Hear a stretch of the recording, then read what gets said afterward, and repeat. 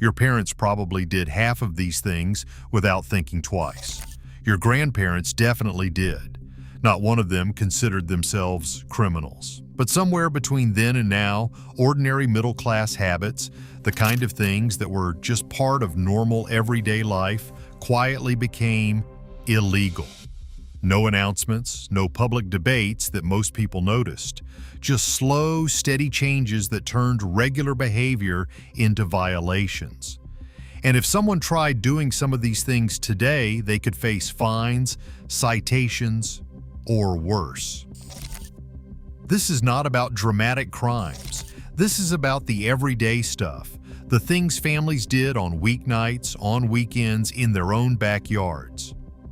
Let's walk through 15 of them, and some of these might genuinely surprise you. The first one is something almost every middle-class family did without hesitation: burning trash in the backyard. For decades, this was simply how people dealt with garbage. A metal barrel in the backyard, a match, and the week's waste went up in smoke. Leaves, paper, food scraps, packaging. Nobody called the fire department. Nobody worried about permits. It was just what you did, especially in suburban neighborhoods and small towns where municipal waste collection was limited or non-existent. Families would gather around the burn barrel on weekends. Kids would toss things in and watch them curl into ash. It was routine, a simple weekend chore the whole household took part in. Today, open burning of household waste is banned in most municipalities across North America.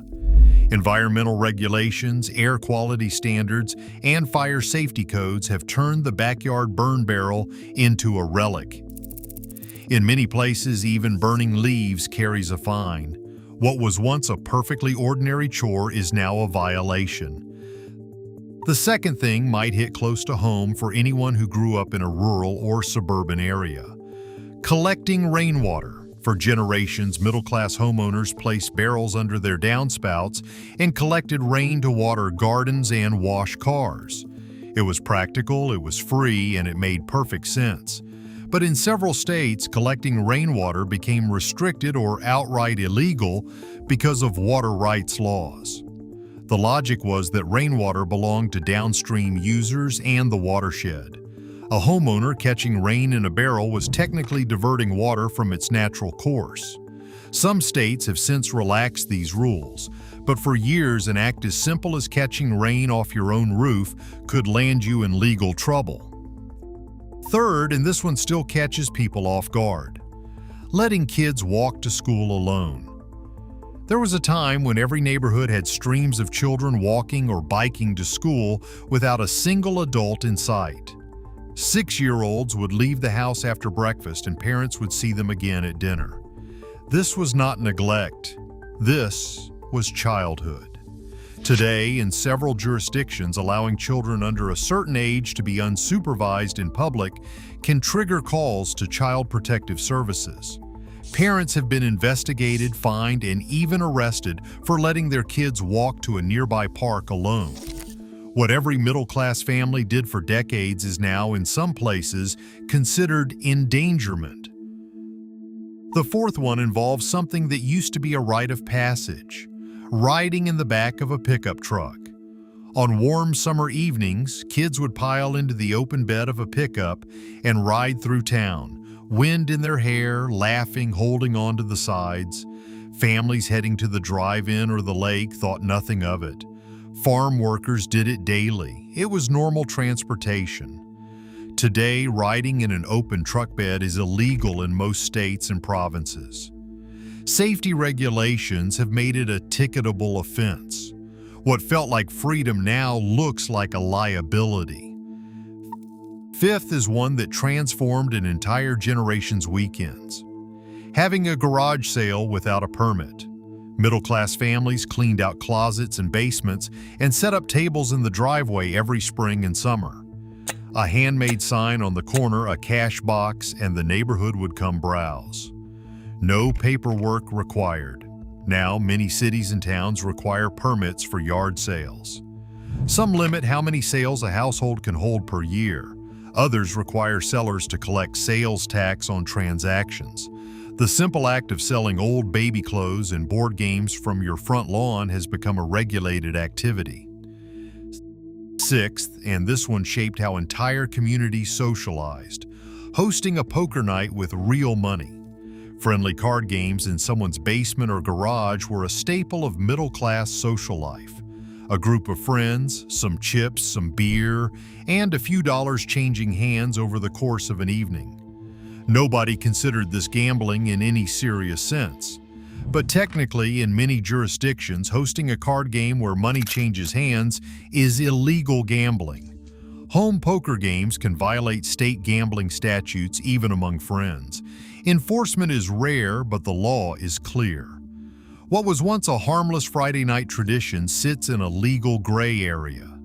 Before we continue with the rest of this list, if you are finding this interesting and want to see more content about how everyday life has changed in ways most people never noticed, consider subscribing. There is so much more to explore about the quiet shifts that reshaped ordinary life. The seventh thing might be the most universally experienced on this list: driving without a seatbelt. For most of the 20th century, seatbelts were optional. Cars had them, but wearing them was a personal choice. Middle-class families drove across the country with kids sprawled across back seats, lying in station wagon cargo areas, and sitting on parents' laps. Nobody batted an eye. Seatbelt laws began rolling out in the 1980s, and today driving without one carries fines in virtually every state and province. What was once completely unremarkable is now a primary offense in many places. Eighth is something homeowners did constantly: adding a room or structure to your home without a building permit. Need more space? Families would frame up an extra room and close a porch or build a shed over a weekend. Handy neighbors helped, and nobody filed paperwork with the city. Today, unpermitted construction can result in fines and mandatory demolition, and it creates problems when selling a home. Building codes and permit requirements now govern almost any structural change to a property. Ninth, and this one changed the entire fishing and hunting culture. Hunting and fishing without specific licenses and tags used to be common. For much of American and Canadian history, middle-class families fished local streams and hunted on nearby land with little regulation.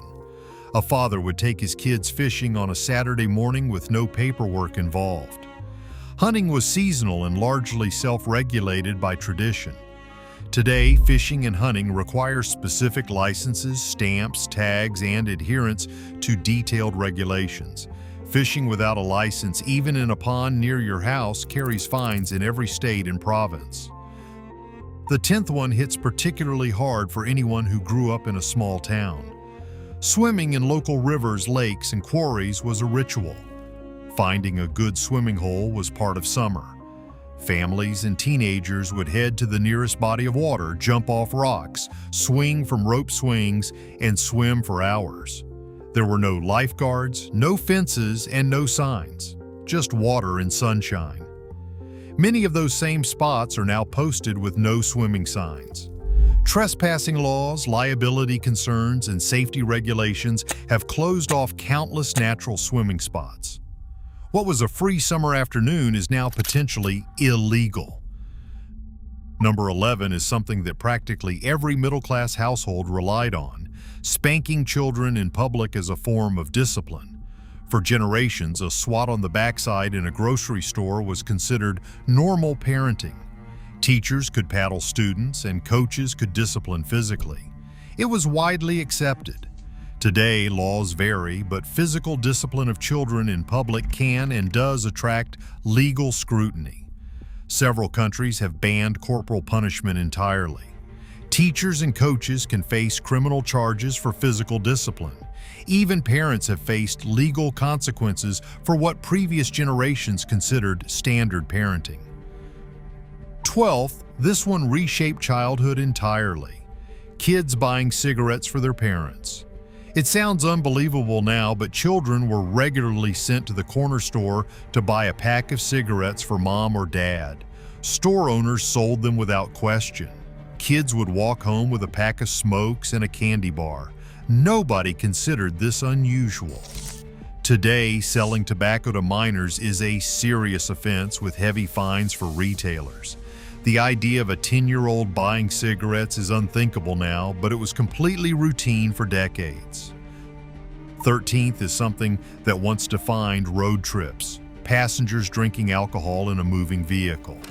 Open container laws did not exist in most places until surprisingly recently. Passengers could openly drink beer on long drives. Coolers in the back seat were standard road trip equipment.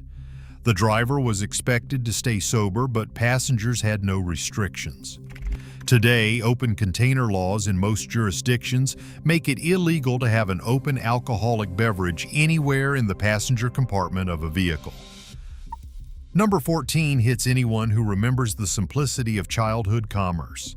Kids setting up lemonade stands without permits.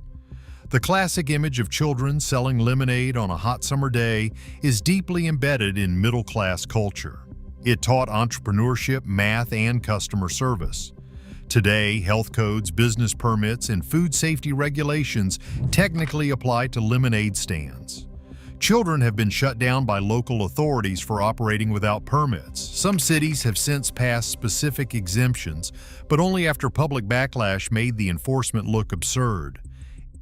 And the 15th is one of the most quietly significant, traveling domestically without government-issued photo identification. For most of the 20th century, Americans and Canadians moved freely within their own countries. Boarding a bus, a train, or even a plane required no photo identification. People crossed state and provincial lines without a second thought. No one asked who you were or where you were going. Today, government-issued photo identification is required for domestic air travel and increasingly for other activities. The era of anonymous domestic travel is effectively over. What connects all 15 of these is something important.